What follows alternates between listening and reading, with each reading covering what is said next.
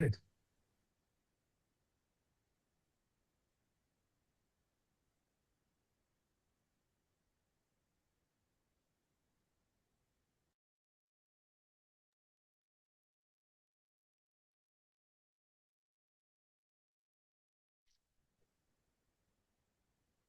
Hello, everyone. I think it's time for us to get started. I'd like to introduce myself first. My name is Ron Powell. I lead web and content strategy at CircleCI, and I've been lucky enough in my role to be the co-author of our State of Software Delivery report for 7 years now. So I spend a lot of time thinking about how folks build and test their software, ultimately how they make and deploy changes to their software products. And I'm joined today by a colleague, Brad Johnson. He's the worldwide category manager for modern development technologies at AWS. It really is a privilege to have him join me today so that we can talk a little bit about what we've discovered this year in our report. So typically I do this report and I give a presentation about the data that we see, and it is a very regular presentation, as in I give the same material year over year because a lot of folks are encountering the same problem set year over year. But this year, we've kind of identified something new and something different. And so we're going to look at CircleCI data. And I think that this data view kind of reframes this AI conversation into a way that is very, very tangible. And it's different than what we usually hear. I think we're used to hearing right now a lot of conjecture, maybe a lot of feelings. I think we have a lot of feelings about how AI productivity is showing up in our workflows. And so hopefully Brad and I will be able to dig in to what it actually means for our pipelines and see if there's a better path forward. If you have any questions, there is a Q&A button. We may hold to answer any questions to the end of the talk, but please feel free to use the Q&A button at any time. And we look forward to engaging with the folks that have joined us today. Uh, Also, there's a resources button in the bottom navigation. It's not, when I looked earlier, it wasn't immediately visible to me. You can look for it. There you will find a copy of this year's, the 2026 State of Software Delivery Report available for download. So if you want to follow along a little bit, or if the asset is the thing that you need the most, we have that available for you to pretty easily find there. In that resources section, or near that resources section, is also the captions button. And so for those that would like to watch this presentation with captions, I encourage you to look for that in the bottom navigation as well. All right, let's get into it. Next slide, please.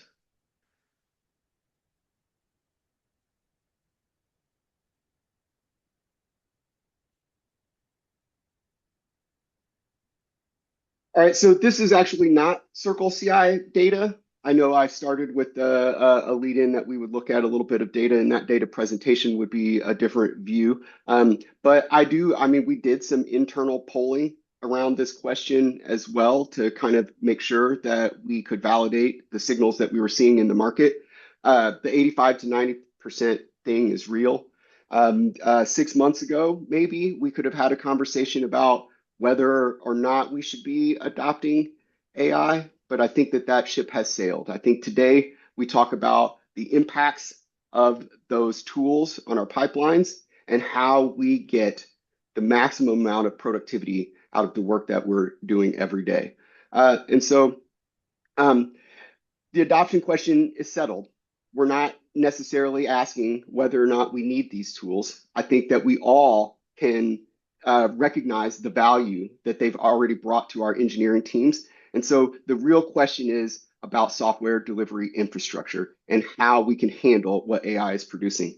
And that shift from generating code to validating and integrating code, that is what this session is going to be about today. Next slide, please. So this is CircleCI data. This is like a giant number that's on purpose because typically, and like I said, year over year, I do this a type of presentation like this. Year over year, I don't see such an outsized change in the amount of work that an organization is able to produce. And so just to be super clear, this is the average throughput across all projects on CircleCI. So that is for all projects on the platform, their average productivity has increased 59%. Now, 59%, right? Like there is error in the ability for me to calculate some of these things in my data set. 59% is a number large enough to exceed that error. I feel pretty confident that what we've witnessed here, right, is what we've all felt at work, right? We can generate a lot of code with these tools. That I think is hands down something we could all agree on. Next slide, please. So the secret, though, is in the sauce, I guess. That number is about the average work on per project on the platform.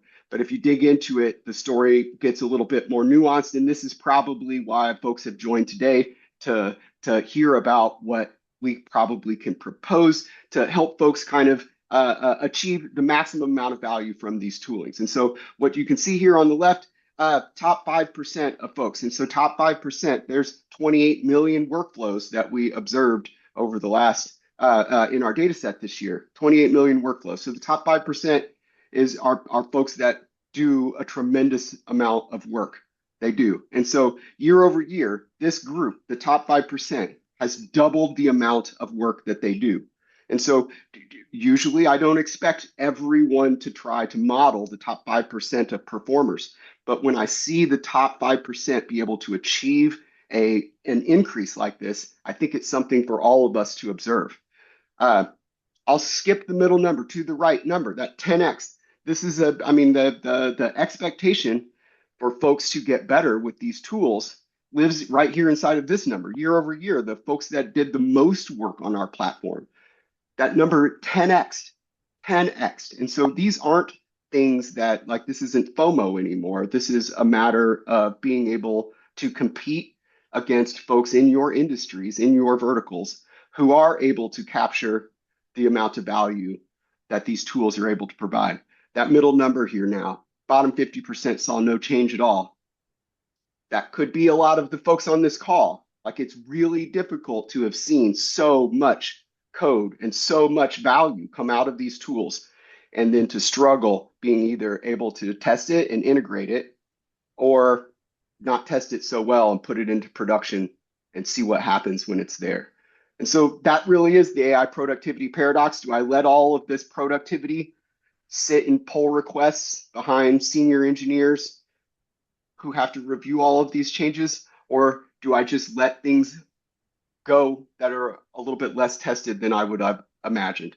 And that's what we really want to be able to resolve today. So we have a few discussion questions, but before we get to discussion questions, next slide, please.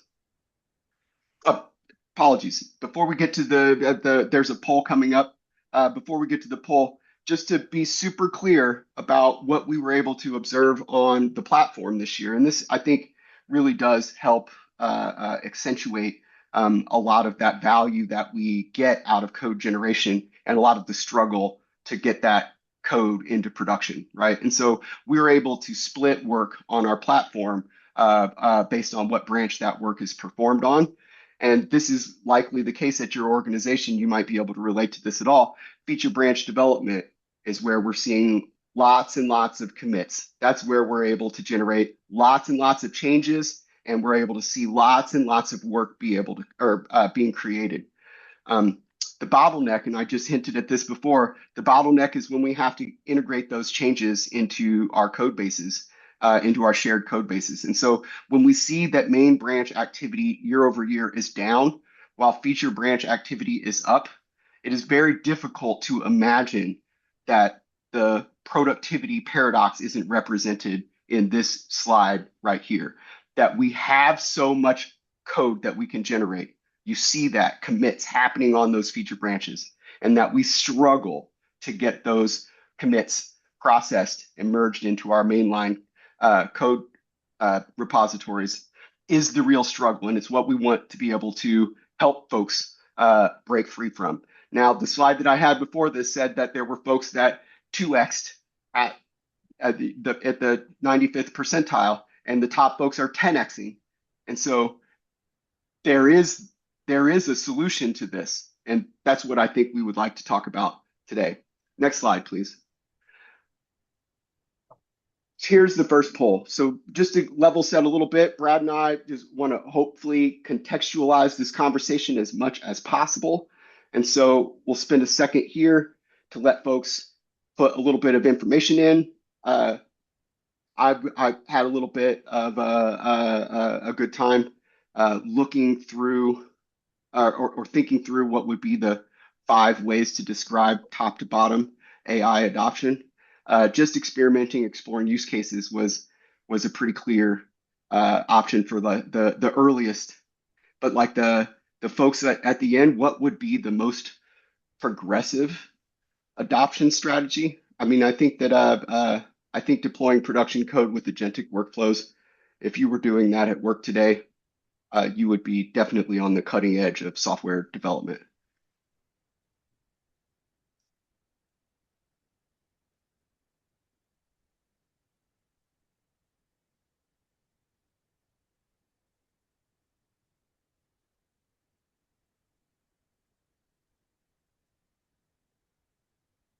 Let's go ahead to the next slide, please.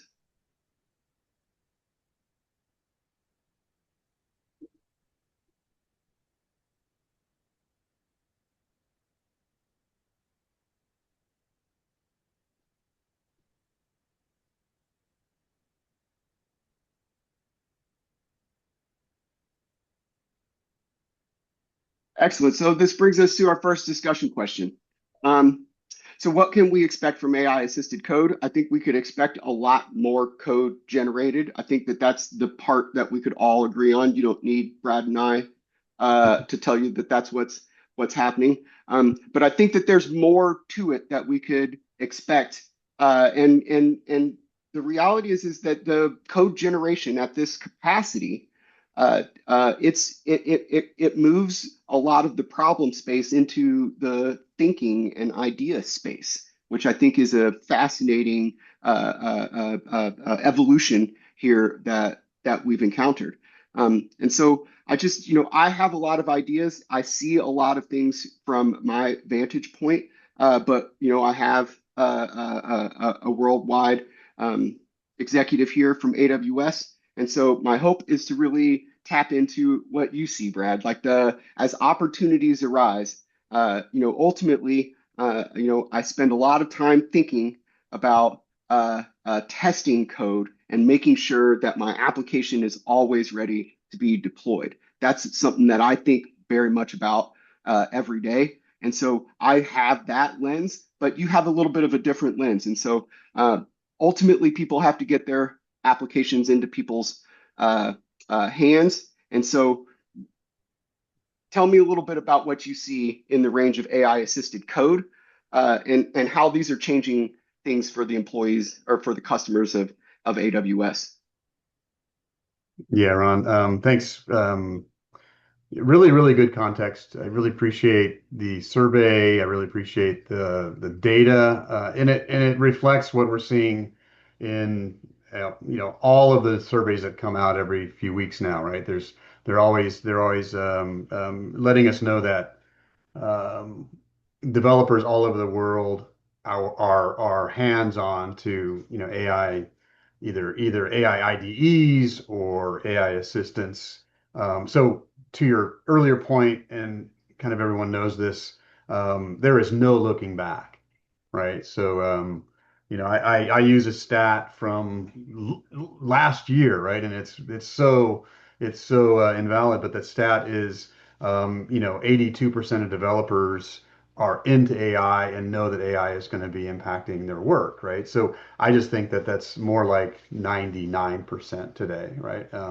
The anecdote I've been using is, maybe in super secure, super secret bunkers where code is, kind of immutable, where, developers are cloistered, might they not yet be using AI?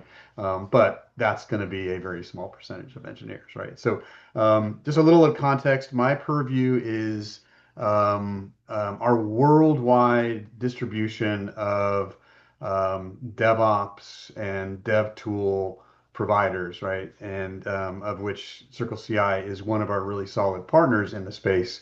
Um, and then I get to look at the usage and the growth and changes that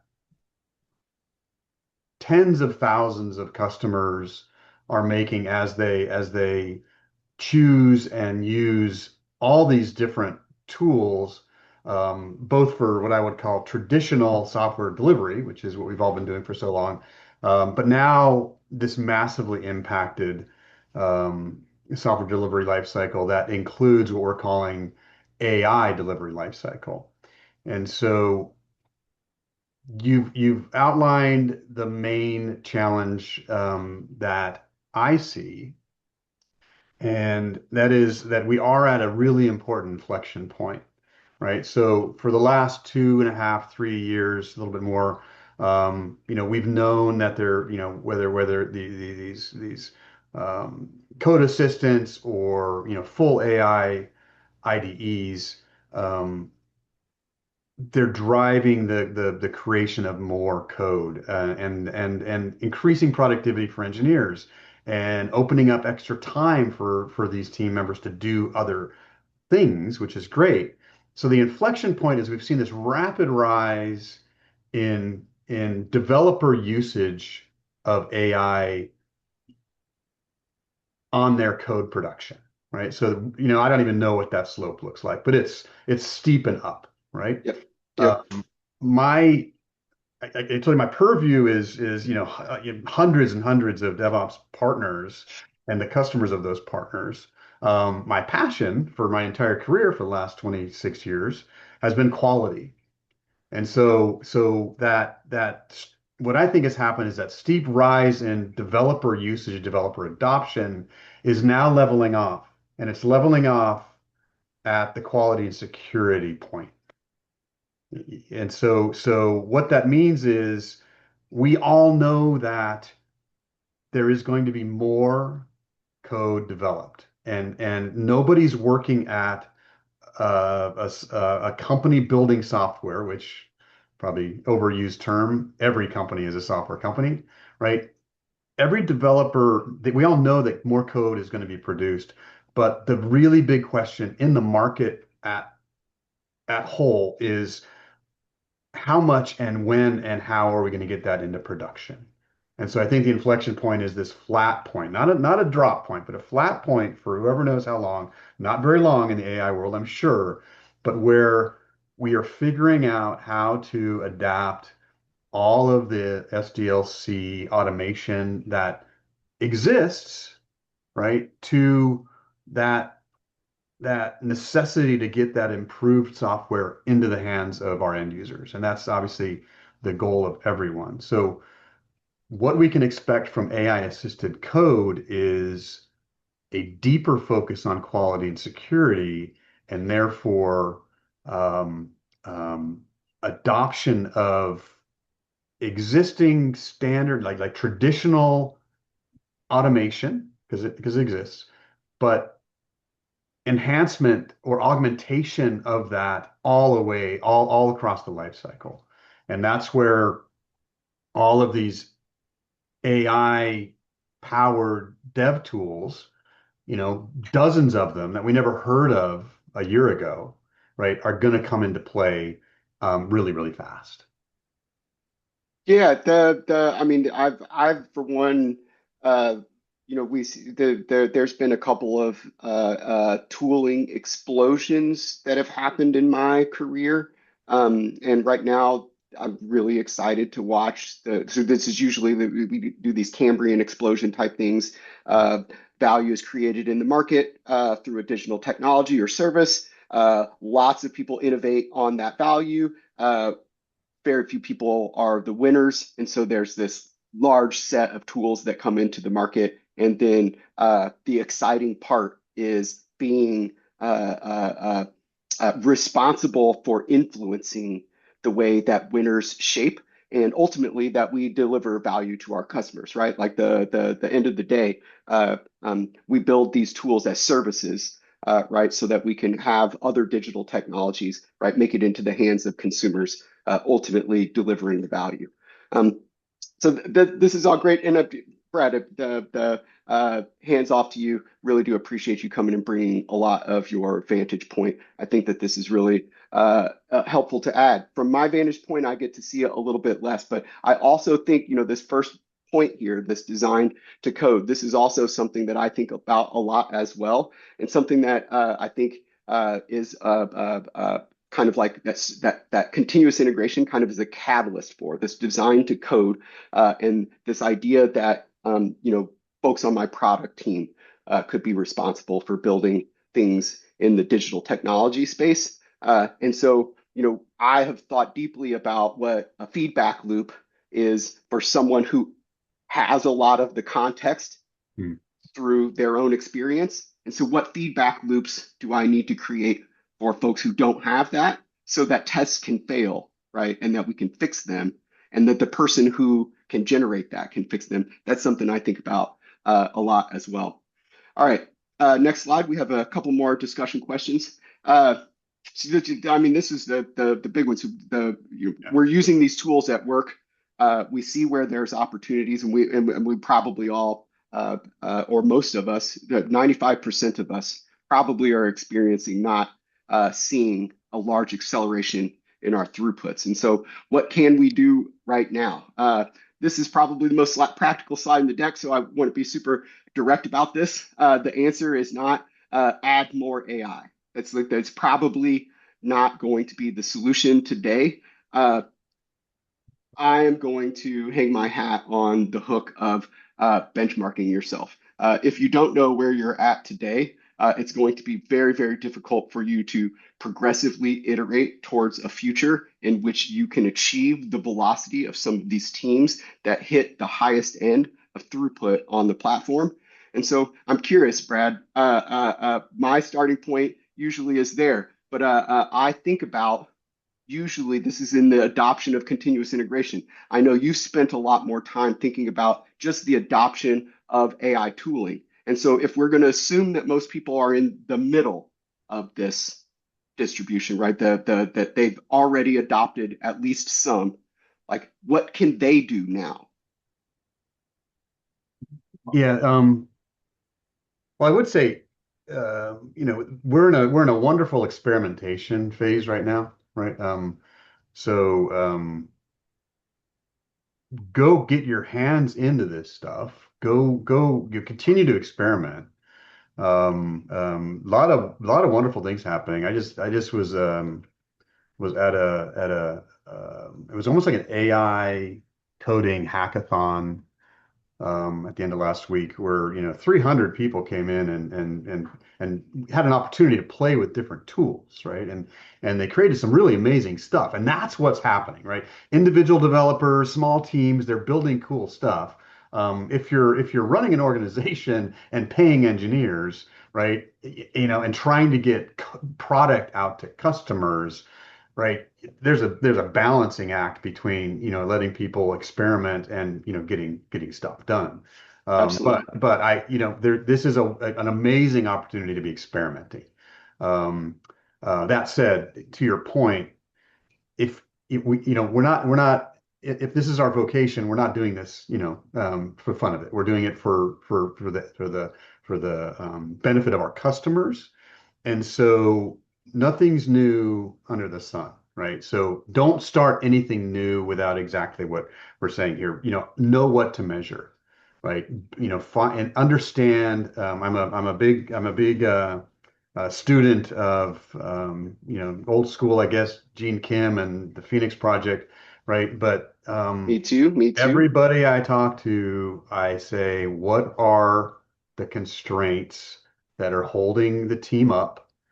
And what are the most impactful, easy to implement changes you can make, right? So find those constraints, identify those constraints, figure out how to measure them, right? And then figure out, how you can, how I think the most important aspect of this talk is that if you don't, if you don't, if your end-to-end pipeline isn't finely tuned right now, if you don't have automation where automation is needed, if you don't have the processes in place, and really nicely tuned to do what you were doing before AI is not going to save the day, right? It's gonna complicate that. So, find your bottlenecks, identify where those constraints are, look then for where could AI assistance help along the way, right? But you have to know what you're trying to improve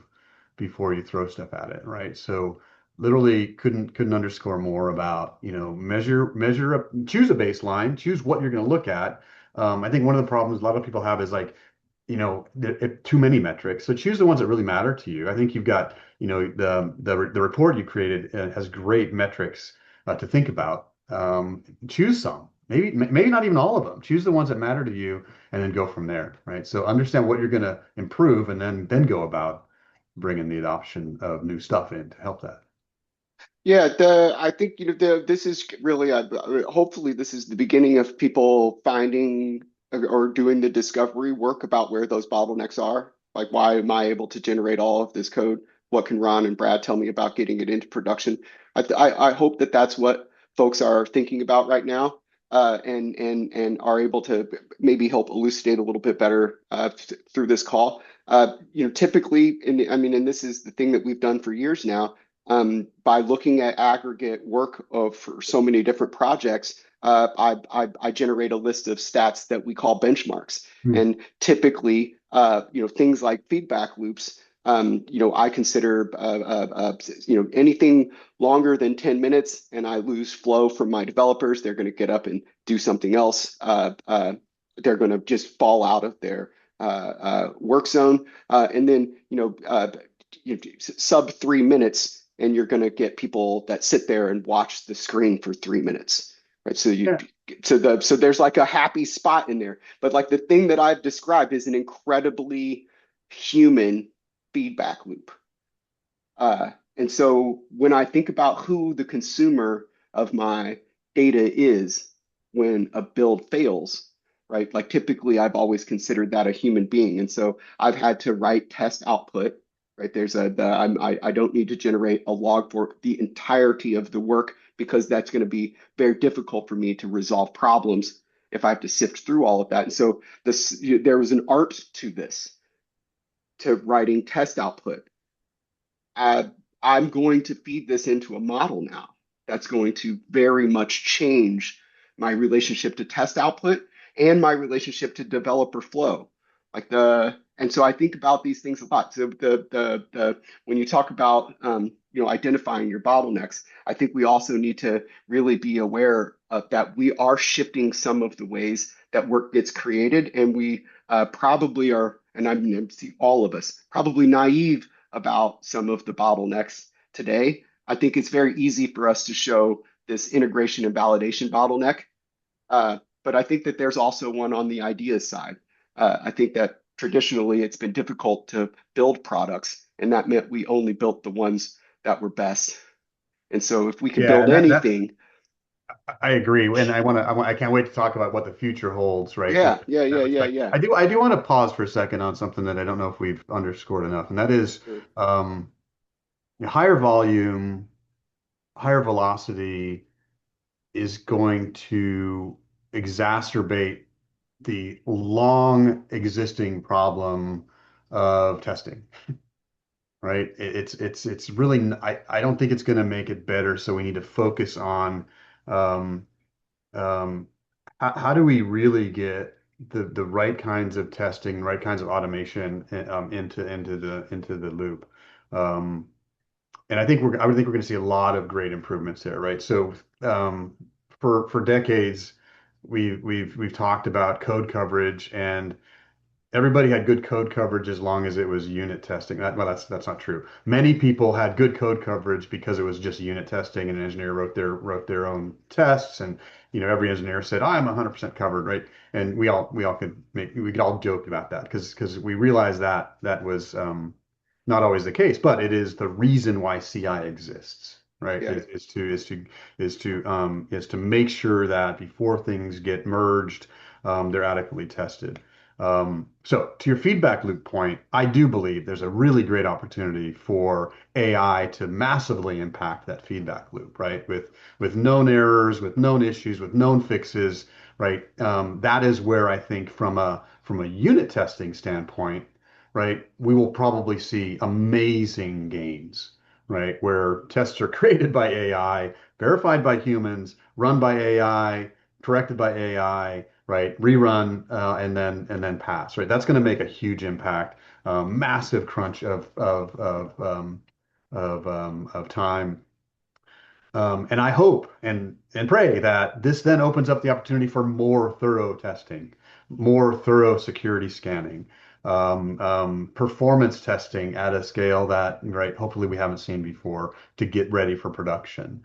Um, um, um, A/B testing and feature management, all these really amazing production side things that we're going to free up time and introduce automation to help implement as part of really the fully automated development cycle, right? So I think testing is gonna see a huge boon in productivity and coverage beyond that unit test phase as we go forward, right? So I would looking at the topic of what can you do now, think about what's not getting done, think about what's not getting tested, think about that kind of stuff, and then again look for the opportunities to be able to impact that. No, that's perfect, Brad. I think that this leads us well into the next discussion slide. If we could go to the next slide, please. This was the second poll. I believe that this was the poll that got put up the first time, even though I had a slide that showed different questions. And Um, so I do have, luckily, the results to this poll.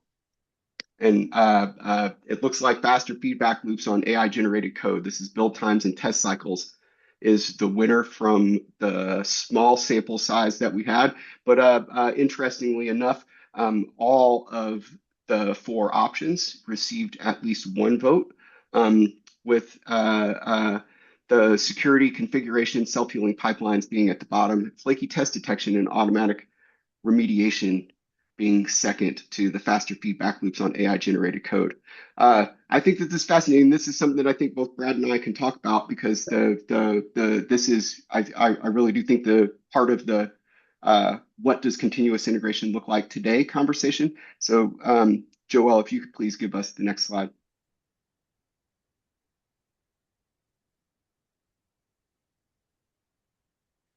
So what does CI look like now? If I didn't say faster feedback loop, again, right here, I think I would be remiss. But I do think I spend a lot of time thinking about, right, like ultimately I need a validation scenario so that I can have my application deployed based on business needs, right? That my operations team has the most up-to-date version of the product available at any moment and that they could deploy based on the needs of their business. And so in service of that, I have to imagine, and I think Brad was hinting at it there, and so some of the folks in the that responded to the poll. There's some of the parts of our continuous integration workflows today that we would categorize as toil. I think it's fair to say that. I think that sure. the two things that were identified as I would like AI to do these right now show that there is a part of this feedback loop that is not the most human friendly. And I do think, and Brad said hands down that the testing space is probably going to be the place that is impacted soonest because we'll be able to unit test completely, right? Like the code coverage is going to be a trivial thing to try to hit, near 100% coverage scenarios. And so there's also this idea, and Brad hinted it as well. There's a lot of common failures, common scenarios, and there's the capacity to automate the remediation of these types of things. I find myself to be less impressed by this because I think that it will happen so quickly. I do. I think that we'll be able to do all the common failures, all the common test suite, like those types of things will happen so quickly that will be a part of everyone's service offering, and that we will immediately jump to what does it mean to integration tests. And I spend a lot of time, again, the CircleCI is a product that is best experienced at scale. The more work that you need to do, the more value you're going to get out of a platform like CircleCI. And so when you scale software development at work, historically that has been with software developers. And so the more software developers that you have in this, I mean, I appreciate Brad's nod to some of the pioneers in this space like Gene Kim and Nicole Forgson. The we really do uh, have to think about the the ability to it's the once we have tests that can be completely covered, uh, then most of that will move to the developer's laptop. And so we run into now a scenario where previously it was the merge of human developers changes that we had to remove the scenario of conflict from, right? And so when you have thousands of software developers working on an individual code base, merge conflict is something that happens at a scale that's just not experienced by smaller teams. And so when I talked about scale of software development historically, I've historically talked about teams that were trying to do this with a large number of software developers.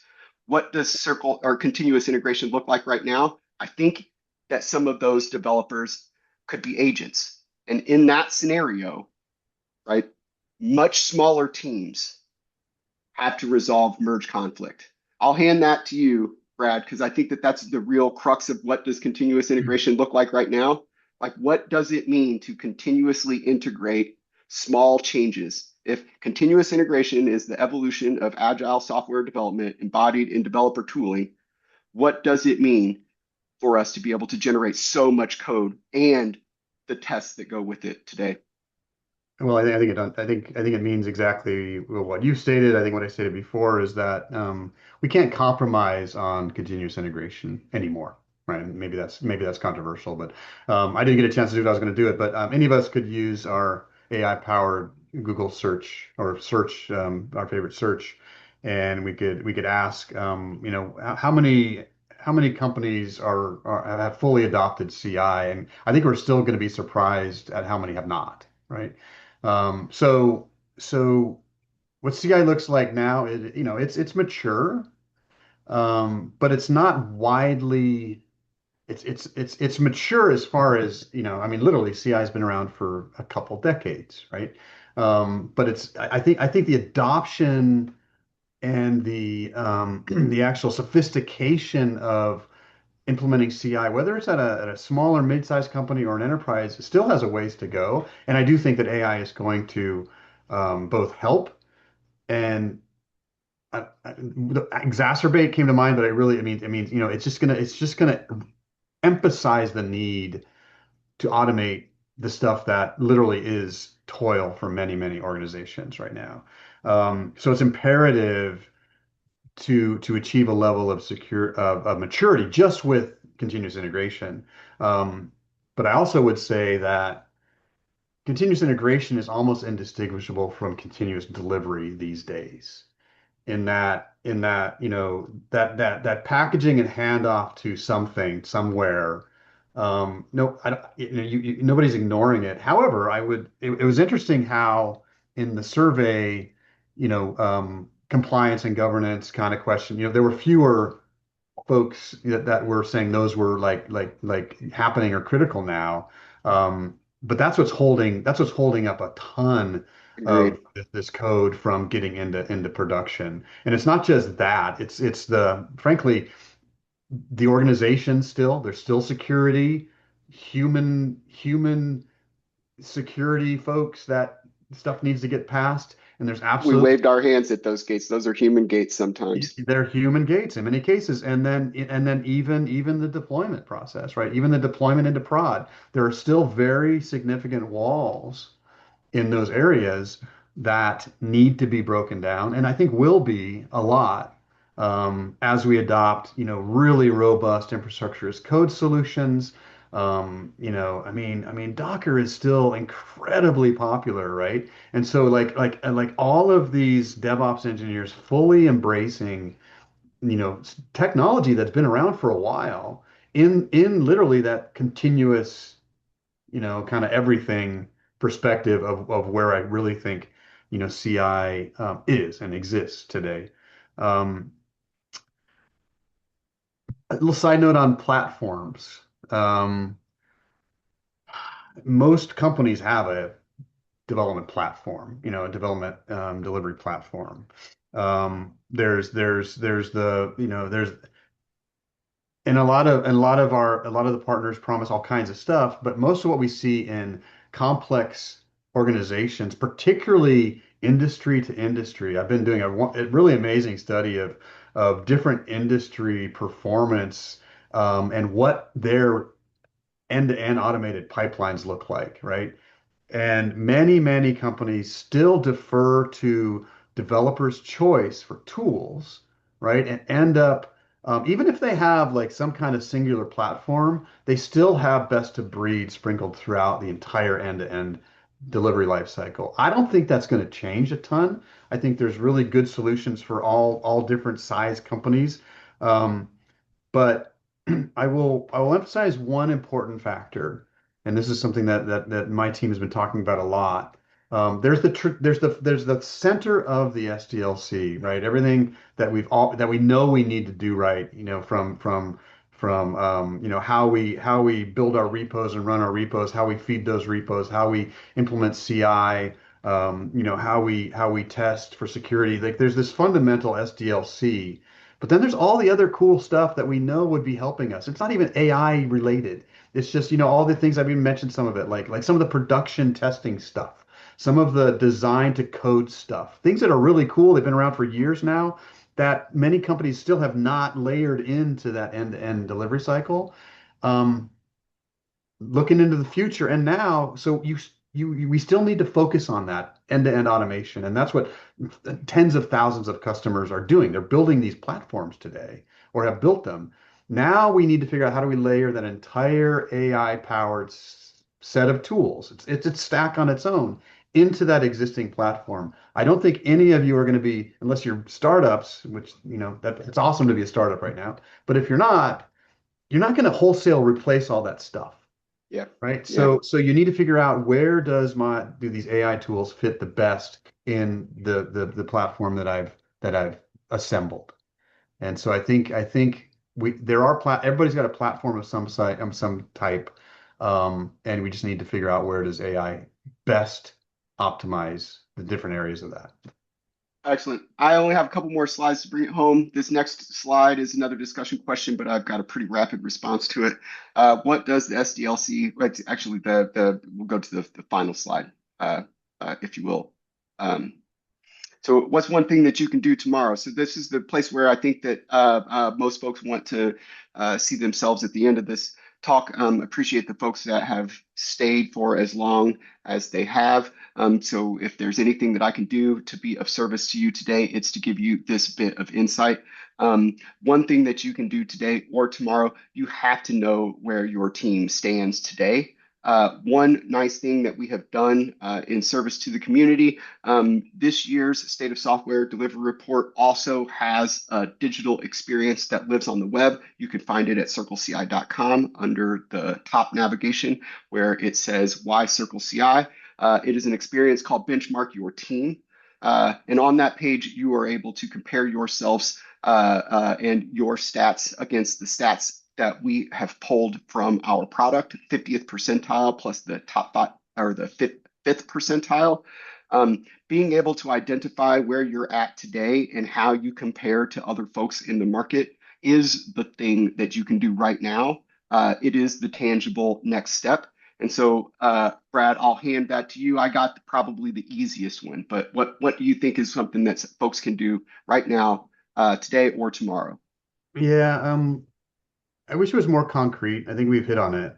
Um, DevOps fundamentals, identify your current constraints, right? And literally qualify and quantify their impact on your ability to do your work today. Like what is your baseline state? What are your biggest rocks to move today?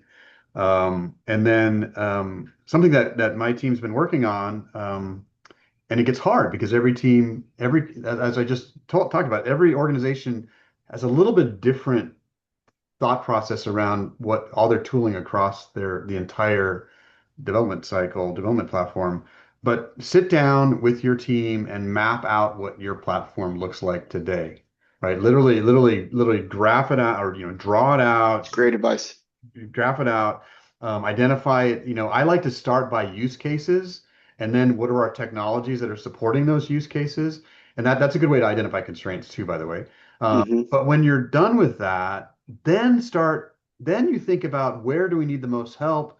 And what I am really pleased by in the whole AWS partner ecosystem is how many new AI driven tools there are and how deeply they go into the life cycle, right? Whether it's agentic stuff, and I've got to promote whether you're building your agents yourself with AWS agent control tools, or if you're using observability tools that are AI assisted that are going to help get feedback into your system. Just look at all of the really great opportunities there are for you to try now and implement and deploy into your environment um, pretty quickly. Because the other thing is that the stuff is moving fast, but you've got to establish your baseline.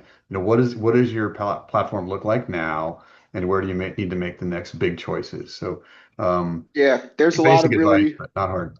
That's not. I agree with you. There's a lot of really exciting North Stars to point yourself towards, but I think without a baseline, I think that we spend a lot of cycles chasing down things that might not come to fruition. I think that you've given pretty solid advice there, Brad. Thank you. Next slide, please. I mentioned this before that you could get the report from the resources, but if you want to grab it from that QR code, it is there. If you also don't want to use the top navigation on my website and want to go to the Data Explorer, you can grab it from that QR code there as well. Both of those experiences are up. We launched our report just yesterday. So you can find it. It is available, and the Data Explorer has been up for a little bit. It is something that we are currently developing, and we hope to get even better filtering and a better experience up for folks in the coming months, coming years. Next slide. Finally, I just want to say thank you to all of you who have joined us and stuck around for all of this time. A big, big, big thank you to you, Brad Johnson, for joining me today. It really does help be able to bridge some of this story that I have from my platform into the larger story of software delivery. And I just want to remind everyone out there that the teams that win here aren't necessarily going to be the ones that have the most AI tooling. I don't think that that is the case. Let's assume that everyone has AI tooling. That's not the differentiator. I think the ones that are going to win will be the ones whose delivery infrastructure can keep pace with those tools, with what those tools produce. That work is very doable. We see people doing that absolutely right today. Brad sees it, I see it, and now you know where you can start. Thank you very much for your attention today, and I hope you all have a great day.